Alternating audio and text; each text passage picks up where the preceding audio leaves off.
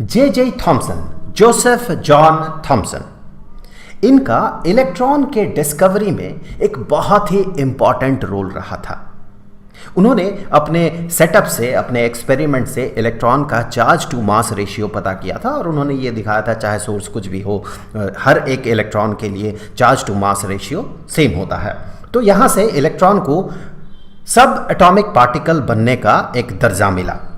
लेकिन जैसे ही इलेक्ट्रॉन सब एटॉमिक पार्टिकल के तरफ प्रूव्ड हुआ, वैसे ही तरह तरह के सवाल उठने लगे कि एटम का स्ट्रक्चर कैसा है। जे थॉमसन ने पहली बार जे थॉमसन ने ही एटॉमिक स्ट्रक्चर के बारे में कुछ बताया था। उन्होंने ये कहा था कि एटम का जो स्पेस है, ये पूरा का पूरा स्पेस पॉजिटिवली चार्ज्ड होता है और इसके ऊपर नेगेटिवली चार्ज्ड इलेक्ट्रॉन चिपका हुआ रहता है। जितना पॉजिटिव चार्ज एटम के इस स्पेस में होता है, एग्जैक्टली उसी अमाउंट में इलेक्ट्रॉन का नेगेटिव चार्ज भी होता है, इसीलिए एटम न्यूट्रल होता है। अब इस मॉडल को एक्सपेरिमेंटली प्रूव करने के लिए, वैसे तो ये मॉडल क्या था, ये एक सोच था। इस मॉडल को एक्सपेरिमेंटली प्रूव करने के लिए जे थॉमसन के ही एक रिसर्च असिस्टेंट आते हैं, अर्नेस्ट रदरफोर्ड। इस मॉडल को एक्सपेरिमेंटली प्रूव करने के लिए एक एक्सपेरिमेंट करते हैं। हांस गेगर और अर्नेस्ट मार्सडन से वो एक्सपेरिमेंट करवाते हैं। उस एक्सपेरिमेंटल सेटअप को आप पहले देख लें। इस एक्सपेरिमेंट को कहा जाता है रदरफोर्ड अल्फा स्कैटरिंग एक्सपेरिमेंट। इसे सिर्फ अल्फा स्कैटरिंग एक्सपेरिमेंट भी कहा जाता है, इसे गेगर मार्सडन एक्सपेरिमेंट भी कहा जाता है, तो इसका तरह तरह का नाम है। इस सेटअप में गौर से देखें, यहां पर एक बॉक्स है, यहां से शुरुआत करते हैं। इसके अंदर क्या है, यहीं से शुरुआत करते हैं। तो ये एक लेड बॉक्स है। इसका अगर क्रॉस सेक्शनल व्यू हम देखें तो ये क्रॉस सेक्शनल व्यू कुछ ऐसा है। अंदर एक रेडियो एक्टिव एलिमेंट रखा जाता है। रेडियो एक्टिव एलिमेंट, ऐसा रेडियो एक्टिव एलिमेंट जो कि अल्फा पार्टिकल एमिट करता हो। Alpha particle basically helium nucleus होता है। वैसे अभी तक आपको न्यूक्लियस के बारे में उतना पता होगा नहीं, तो मैं आपको बता दूं, अल्फा पार्टिकल एक ऐसा पार्टिकल है जहां पॉजिटिव चार्ज होता है। उस पार्टिकल के पास पॉजिटिव चार्ज होता है, वो बहुत छोटा पार्टिकल होता है। ये रेडियो एक्टिव एलिमेंट जब अल्फा पार्टिकल को एमिट करेगा तो जो भी अल्फा पार्टिकल्स इधर उधर मूव करेगा, जैसे कि कुछ अल्फा पार्टिकल इधर जाएगा, कुछ अल्फा पार्टिकल इधर जाएगा, तो इन सब को ये लेड बॉक्स जो है, ये लेड बॉक्स एब्जॉर्ब कर लेगा, क्योंकि लेड अल्फा पार्टिकल को एब्जॉर्ब कर लेता है। लेकिन जो अल्फा पार्टिकल बिल्कुल सीधा निकल रहा है, वो इस जगह से, खाली जगह से सीधा बाहर निकल जाएगा। तो हम ये समझ सकते हैं कि इस लेड बॉक्स के अंदर जो रेडियो एक्टिव एलिमेंट है, वो जो अल्फा पार्टिकल रेडिएट कर रहा, एमिट कर रहा, उनमें से जो बिल्कुल सीधा निकल रहा है वही इस लेड बॉक्स से बाहर निकलेगा। अब आते हैं उस एक्सपेरिमेंटल सेटअप पे। यहां पर एक वॉल है और यहां पर यूज किया गया बहुत ही पतला गोल्ड फॉयल, गोल्ड का फॉयल। गोल्ड यूज किया गया था क्योंकि गोल्ड बहुत ज्यादा मैलिएबल है, इसे हम बहुत पतला कर सकते हैं। ये जो गोल्ड फॉयल यूज किया गया था, ये 100 नैनोमीटर का था। 1 नैनोमीटर का मतलब होता है 1 nanometre is equal to 10⁻⁹ metre, या फिर हम कहें 10⁹ nanometre is equal to 1 metre. तो ये कितना पतला है, इससे आप अंदाजा लगा सकते हैं। और यहां पर था एक थिक वॉल, और इस वॉल में एक काउंटर यूज किया गया जो अल्फा पार्टिकल इस लेड बॉक्स से निकलेगा और इस गोल्ड फॉयल से टकरा के इधर उधर मूव करेगा, चाहे सीधे पार हो जाए या फिर टकरा के इधर उधर मूव करे। उन अल्फा पार्टिकल्स को डिटेक्ट करने के लिए गेगर काउंटर, ये एक डिवाइस है जो कि अल्फा पार्टिकल को डिटेक्ट कर सकता है। इस गेगर काउंटर को यूज किया गया, जो गेगर काउंटर यहां पर ऐसे इस वॉल पे मूव कर सकता था, स्लाइड कर सकता था। ये वही गेगर है जिन्होंने इस एक्सपेरिमेंट को किया था। सो गेगर ने ही इस काउंटर को बनाया था। तो ये counter, Geiger counter, alpha particle को डिटेक्ट करता है। अब देखिए क्या हो रहा है इसमें, इस एक्सपेरिमेंट में।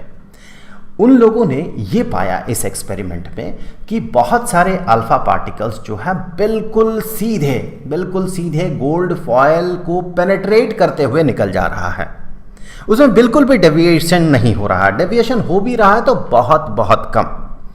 कुछ अल्फा पार्टिकल्स जो है ये हल्का फुल्का डेविएट भी कर रहा है और बहुत बहुत कम अल्फा पार्टिकल जो है इससे कोलाइड करके, इस गोल्ड फॉयल से कोलाइड करके वापस आ रहा, रिबाउंड कर रहा है। चलिए सबको एक साथ देखते हैं। ये अल्फा पार्टिकल गया यहाँ, बहुत बहुत सारे अल्फा पार्टिकल बीम की तरह, रे बीम की तरह गया और बहुत बहुत ज़्यादा अल्फा पार्टिकल्स इस रेंज में पाया गया, अनडेविएटेड, लगभग अनडेविएटेड, और बहुत कम अल्फा पार्टिकल जो है यहाँ पर डेविएट हुआ और बहुत बहुत बहुत कम अल्फा पार्टिकल जो है ये रिबाउंड किया। चलिए इसी चीज़ को हम एक अलग तरीके से देख लेते हैं, इस तरह का एक पिक्चर में देख लेते हैं कि 1 डिग्री का डेविएशन, देखिए अल्फा पार्टिकल सीधा जा रहा था ऐसे, सो 1 डिग्री के रेंज में, इस रेंज में बहुत बहुत सारे अल्फा पार्टिकल्स मिले, बहुत सारे, लगभग 99.86% अल्फा पार्टिकल इसी रेंज में मिला। इसे हम लगभग अनडेविएटेड कह सकते हैं। और बहुत बहुत कम अल्फा पार्टिकल 0.14% इस बाकी रेंज में डिटेक्टेड हुआ। एक और तरीके से इस चीज को देख लेते हैं, 90 डिग्री से ज्यादा का डेविएशन, ऐसे अल्फा पार्टिकल गया और या तो ऐसे आया या फिर इस तरह से जाके ऐसे डेविएटेड हुआ या फिर इस तरह से आके ऐसे डेविएटेड हुआ। सो 90 डिग्री से ज़्यादा का डेविएशन, मतलब इस रेंज में जो अल्फा पार्टिकल्स मिला उसका अमाउंट अगर देखें तो 8000 में से सिर्फ एक अल्फा पार्टिकल इस रेंज में मिला, इस जगह पे मिला।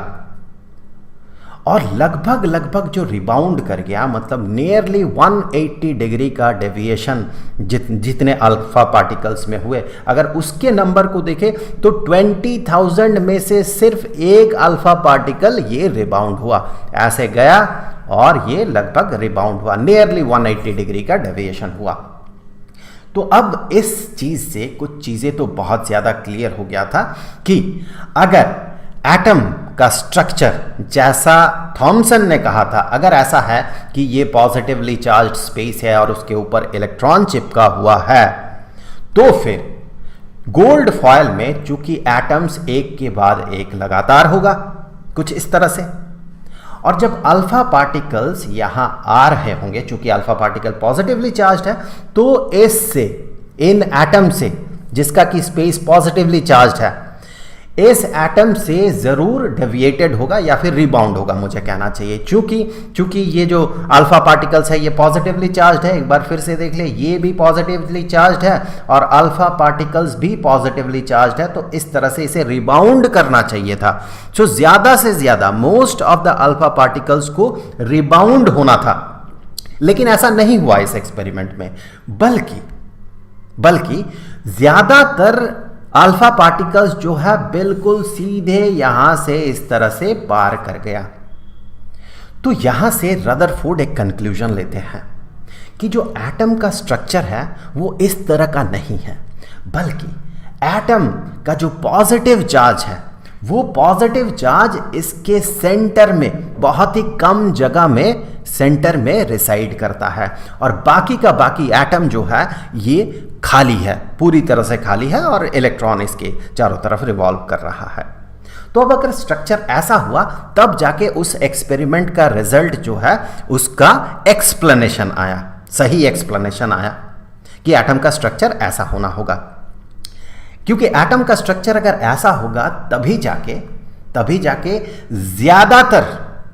ज्यादातर अल्फा पार्टिकल्स जो है वो अनडेविएटेड पार हो सकता है और बहुत कम अल्फा पार्टिकल जो है ये ऐसे रिबाउंड कर सकता है और बहुत कम अल्फा पार्टिकल जो है जिसमें कि बहुत कम डेविएशन दिखता है। ज्यादातर अल्फा पार्टिकल्स देखें ये सीधे एटम के थ्रू ये पार हो रहा है। तो इस तरह का स्ट्रक्चर रदरफोर्ड ने बताया था। तो यहां से आया रदरफोर्ड का एटॉमिक मॉडल। देखिए रदरफोर्ड क्या कहते हैं। रदरफोर्ड सबसे पहले कहते हैं कि पॉजिटिव चार्ज जो है और most of the mass of the atom ये डेंसली कंसंट्रेटेड होता है इन एक्सट्रीमली स्मॉल रीजन, एक बहुत ही छोटे रीजन में ये डेंसली कंसंट्रेटेड होता है। कौन? पॉजिटिव चार्ज और most of the mass. This very small region inside the atom was called nucleus. Rutherford ने कहा, उसका नाम दिया न्यूक्लियस, इस छोटे से जगह का नाम दिया न्यूक्लियस, जहां पर कि सारा का सारा पॉजिटिव चार्ज रिसाइड कर रहा है। उन्होंने ये भी कहा कि इलेक्ट्रॉन जो है ये इलेक्ट्रॉन इसी न्यूक्लियस के चारों तरफ रिवॉल्व करता है। जिस पाथ में ये रिवॉल्व करता है उसे उन्होंने नाम दिया ऑर्बिट। जैसे कि सन के चारों तरफ अर्थ, और फिर जुपिटर, फिर मार्स, वेनस, मर्क्यूरी, ये सारे प्लैनेट्स जैसे सन के चारों तरफ घूम रहा है, उसी तरह से यहां इलेक्ट्रॉन भी न्यूक्लियस के चारों तरफ घूमता है। और साथ ही साथ उन्होंने ये भी कहा कि इलेक्ट्रॉन जो है ये न्यूक्लियस के साथ बाउंड क्यों है, अगर इसके पास मोशन है तो इसे छोड़ के क्यों नहीं चला जा रहा। जैसे कि सन के चारों तरफ अर्थ घूमता है, इस तरह से इसके पास मोशन है, तो फिर ये इसे छोड़ के क्यों नहीं चला जाता, स्ट्रेट लाइन में सीधे सीधे आगे क्यों नहीं बढ़ जाता है, क्योंकि सन और अर्थ के बीच एक अट्रैक्टिव फोर्स काम करता है, ग्रेविटेशनल फोर्स यहाँ पर काम करता है। वैसे ही चूंकि न्यूक्लियस पॉजिटिवली चार्ज्ड है और इलेक्ट्रॉन नेगेटिवली चार्ज्ड है, तो इलेक्ट्रोस्टैटिक अट्रैक्टिव फोर्स ये यहाँ पर काम करेगा। हमें पता है पॉजिटिव चार्ज नेगेटिव चार्ज को अट्रैक्ट करता है। तो इस तरह से यहां पर इलेक्ट्रोस्टैटिक अट्रैक्टिव फोर्स काम कर रहा है, जिसके कारण कि इलेक्ट्रॉन इस स्पेस को छोड़ के जा नहीं रहा है, बल्कि इसी के चारों तरफ घूम रहा है। यहां तक तो ठीक था। ये मॉडल जो है थॉमसन के एटॉमिक मॉडल से बेहतर मॉडल है, लेकिन इसका कुछ ड्रॉबैक्स भी है। रदरफोर्ड के एटॉमिक मॉडल का ड्रॉबैक इलेक्ट्रोमैग्नेटिक थ्योरी से आता है। So drawback of Rutherford atomic model. Electromagnetic theory क्या कहता है कि एक्सीलरेटेड चार्ज ये रेडिएट करता है इलेक्ट्रोमैग्नेटिक रेडिएशन, जैसे लाइट एक इलेक्ट्रोमैग्नेटिक रेडिएशन है। और जैसे ही इलेक्ट्रोमैग्नेटिक रेडिएशन ये रेडिएट करेगा, चूंकि रेडिएशन में एनर्जी है, अगर उस एनर्जी को ये रेडिएट कर देगा तो इट लूजेस इट्स एनर्जी। अब देखिए, रिवॉल्विंग ऑब्जेक्ट, जो भी ऑब्जेक्ट रिवॉल्व कर रहा है उसका तो वेलोसिटी का डायरेक्शन चेंज हो रहा, मतलब वेलोसिटी चेंज हो रहा, मतलब एक्सीलरेशन है। Revolving objects have acceleration और electrons are negatively charged। तो इलेक्ट्रॉन्स जो नेगेटिवली चार्ज है, अगर ये रिवॉल्व करेगा तो इसके पास एक्सीलरेशन रहेगा, और जब चार्ज एक्सीलरेटेड हो तो ये एनर्जी रेडिएट करेगा। अब जब एनर्जी रेडिएट करेगा तो इसका ओवरऑल एनर्जी तो घटा, और जैसे ही ओवरऑल एनर्जी घटेगा वैसे ही ये धीरे धीरे धीरे धीरे इसका ऑर्बिट जो है ये श्रिंक करेगा, छोटा होगा। ऑर्बिट को छोटा ही होना है, क्योंकि जितना दूर रहेगा इलेक्ट्रॉन उसके पास एनर्जी ज़्यादा होता है, जितना एनर्जी कम होता है वो इलेक्ट्रॉन उतना करीब आ जाता है।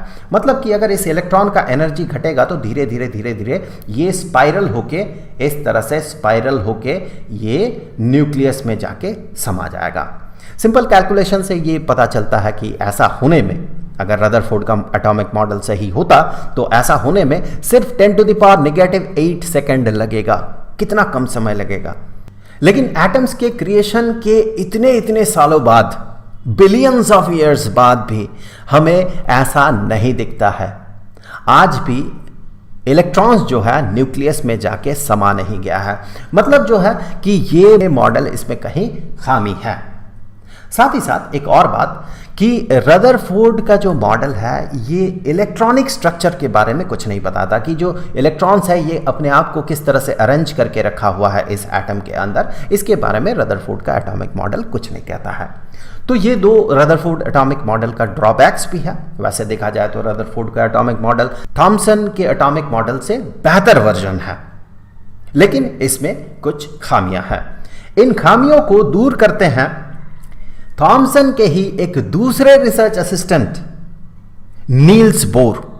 अब नील्स बोर क्या कहते हैं, उनका एटॉमिक मॉडल क्या है, इसके बारे में हम लोग अगले वीडियो में बात करेंगे। उस वीडियो का लिंक आपको यहां पर स्क्रीन पे मिल जाएगा। अब जाते जाते मैं आपको बता दूं, स्टैंडर्ड 9th के लिए केमिस्ट्री का चैप्टर स्ट्रक्चर ऑफ एटम के सारे वीडियोस का जो प्लेलिस्ट है उसका लिंक आपको नीचे डिस्क्रिप्शन में मिल जाएगा। तो आई होप कि अगले वीडियो में फिर मुलाकात होगी। तो मिलेंगे आपसे अगले वीडियो में, तब तक के लिए खुश रहें। Good bye.